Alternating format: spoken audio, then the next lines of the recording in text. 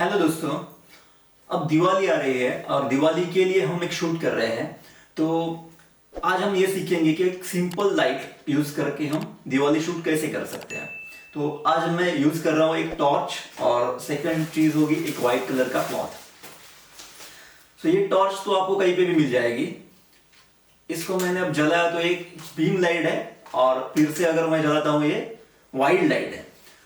अब मैं यूज करने वाला हूं वाइट लाइट, लेकिन इसको अगर मैंने डायरेक्टली यूज कर लिया ना तो ये शार्प लाइट है, इसे मुझे डिफ्यूज करना है। इसके लिए मैं यूज कर रहा हूं ये व्हाइट क्लॉथ।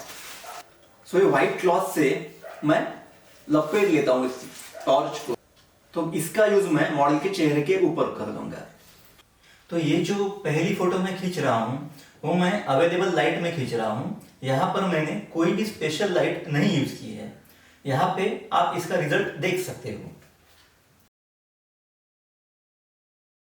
और अब हम यहाँ पे टॉर्च का यूज करेंगे।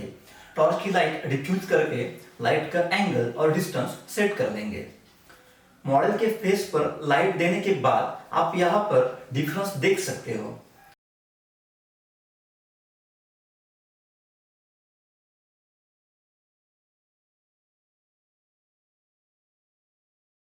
अब मैंने मोबाइल से 2-3 पिक्चर्स लिए। तो ये रही लाइट देने के बाद की पिक्चर्स।